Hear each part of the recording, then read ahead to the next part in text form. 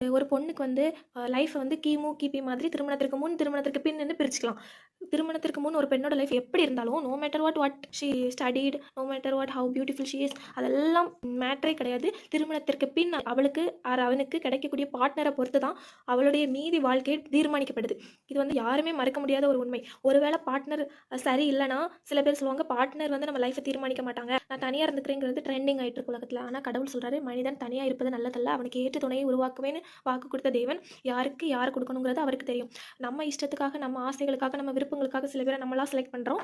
அதையும் தாண்டி கடவுள் உங்களுக்கான ஆளை உங்ககிட்ட கொடுக்கறது தான் இருக்கிறதுலே பெஸ்ட். மனிதன் தனிமையாக இருப்பது நல்லதென்று அவனுக்கு தகுந்த துணையை உருவாக்குவேன் என்றார். இதனால் கணவர் தம் தாய் தந்தையை விட்டுவிட்டு தம் மனைவியுடன் ஒன்றித்திருப்பார், இருவரும் ஒரே உடலாய் இருப்பர்.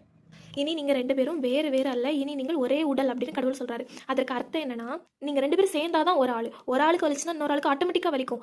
ஐ டோன்ட் கேர்னு சொல்லலாம், ஆனால் அவங்களுக்கு வந்து பிரச்சனைனா ஆட்டோமேட்டிக்காக யூஆர் எமோஷனலி கனெக்டட். அது வந்து சொல்லி புரிய வைக்க முடியாத ஒரு ரிலேஷன்ஷிப், அது ஒரு எமோஷன் சொல்லலாம். ஓர் உறுப்பு துன்புற்றால் அதனுடன் மற்ற எல்லா உறுப்புகளும் சேர்ந்து துன்புறும்.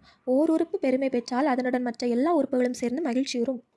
எப்படி ஒரு உடம்புல எல்லா உறுப்புகளும் கனெக்டடாக இருக்குதோ, காலில் அடிபட்டுச்சுன்னா எப்படி ஆட்டோமேட்டிக்காக கண்ணீர் வருதோ, கை போய் அந்த காலை சரி பண்ணுதோ, அதே மாதிரி உங்கள் பார்ட்னருக்கு ப்ளஸ்ஸோ மைனஸோ, ஹாப்பினஸோ சேடோ, நீங்கள் 2 பேருமே இன்டர் கனெக்டட் தான். நீங்கள் என்ன பண்ணாலுமே அது உங்கள் பார்ட்னரை அஃபெக்ட் பண்ணும். தனி மனிதராக இருப்பதை விட இருவராக இருப்பது மேல், ஏனெனில் அவர்கள் சேர்ந்து உழைப்பதால் அவர்களுக்கு மிகுந்த பயன் கிடைக்கும். ஒருவர் விழுந்தால் அடுத்தவர் அவரை தூக்கி விடுவார். தனி மனிதராக இருப்பவர் விழுந்தால் அவரது நிலைமை வருந்தத்தக்கதாகும், ஏனெனில் அவரை தூக்கிவிட எவரும் இல்லை.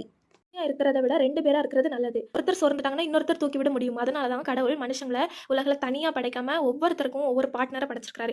நம்ம ஒன்று சரியில்லைன்னா இன்னொன்று அப்படின்னு போகக்கூடாது. அந்த ஒன்று தான் நம்மளுக்கானது. வேறு நீங்கள் செகண்ட் தேர்டுன்னு போனீங்கன்னா அது உங்களுக்கானது இல்லை. It's not about what you want, it's only about what you need. கடவுளுக்கு மட்டும் தான் உனக்கு என்ன தேவைங்கிறது தெரியும். உனக்கு எது வேணாலும் விருப்பம் இருக்கலாம், உனக்கு 10 பேரை பிடிக்கலாம், ஆனால் ஒரு ஆள் தான் உனக்கு தேவை. அது தேவையானாலும் உனக்கு கரெக்டான நேரத்தில் உங்ககிட்ட வந்து சேருவாங்க.